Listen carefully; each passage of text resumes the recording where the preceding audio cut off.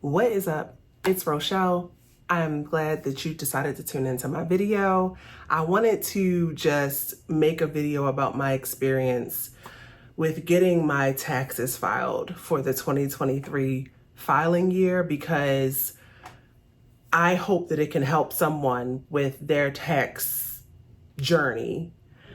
My thoughts are kind of all over the place. It's kind of still fresh, but I wanted to really just go ahead and make a quick but informative video because I feel like it speaks to the reason why I had a YouTube journey in the first place, and that was the fact that there's just not enough information out there about how to go about being good with money. And, whether it's budgeting, cash stuffing, paying off debt, saving, doing your taxes, it just always feels like I am finding out information and reacting to things that happen instead of being knowledgeable and knowing what to do in case these circumstances arise. And so I just wanted to share my story in case that it could help someone else. But point blank period, I was scammed.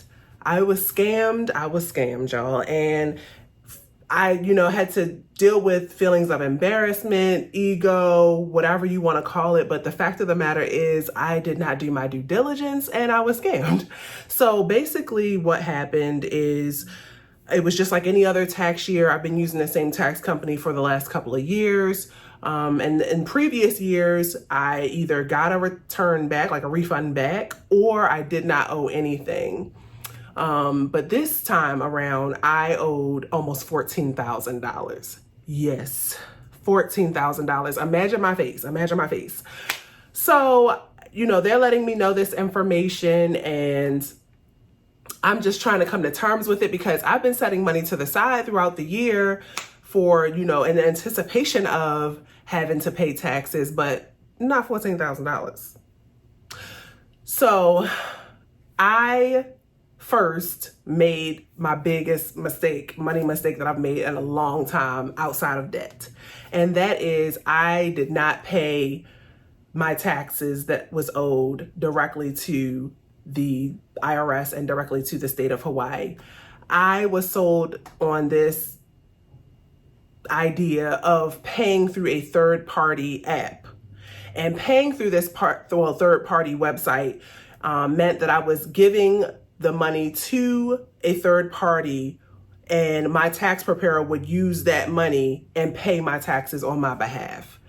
The whole reason behind doing this, which I was sold on foolishly, is that I would be able to claim some type of tax benefit or tax credit in the following filing year so that I could, in hopes of making some of that money back. If I was to pay it directly to the IRS, directly to the state, I would not be able to claim any of that on the next tax year. And I was just like, okay, maybe this is something I need to think about. I started looking it up. I even called the third party company and they were like, yes, this is something that we do. We do accept money on behalf of your tax preparer. They didn't tell me about any of the benefits of doing so, of course, but they were like, this is legit. And I just couldn't believe that there was something out here that I had never heard of. And I was like, how come, this was never offered to me before? If you have been following me for a long time, this is my second time where I owe greater than $10,000 to the IRS. And my goal moving forward is, I'll get into that in another video, but I did it. And that was my bad. I own that. But again, I thought I was doing something under the advice of someone who was an expert in the field. So anyway, that happened a few months ago, y'all, back in April, okay? I get a letter in the mail from the state of Hawaii saying, you owe taxes, boo. I get another letter in the mail from the IRS saying, guess what? You owe us taxes too, boo. Where's our money? And there were two things that alarmed me with that. One, oh my God, my taxes haven't been filed. And two, actually three things. Two, the amounts are different. What I have been told, via tax portal with my tax preparer was one amount that I owed for federal and owed for state. But when I got these letters directly from the IRS and the state, I owed different amounts. Off top, I'm like, oh my God, what is going on here? So I had a tax person who I planned on switching to next year go ahead and just take a look at all of my numbers and just rerun the numbers, see what's going on here, see where I went wrong. And she basically, gave me some advice. I'm not going to include any of that in this video because I want this to be about me and what I did and the things that happened as a result of me agreeing to these things. So, I decided to go ahead and pay the IRS and pay the state of Hawaii what they said I owed because I wanted to go ahead and get right with them. If you've ever owed the IRS, you know how it can be really detrimental to your life. Like, I plan on traveling soon. I don't want any issues with me being able to use my passport. And so I just went ahead and paid these people what I was told I owed. And then after looking into things more deeply, I realized that the tax return I was shown was not my real tax return. And y'all, the hurt, the anger, all of the feelings, it wasn't even about the money. And I know that's crazy to say because y'all gonna be like, what? $14,000? Go ahead, it is about the money. It's about the money, but I knew I could get that money back. I made those payments via credit card, so I knew there were options. Also, through this third-party app that I had been talking to, they told me that it was definitely an option to get my money back. My issue was with the tax preparer, that company themselves. Why would she think that it was okay to scam me?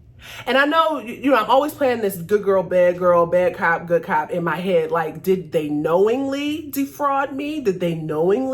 Was this a true error? And the fact of the matter is, after talking to, people in my life like Tanisha, Fund and Budget Act, Tanisha Davis, and other people, the reality is the mistake was made and they need to own it and they need to rectify it.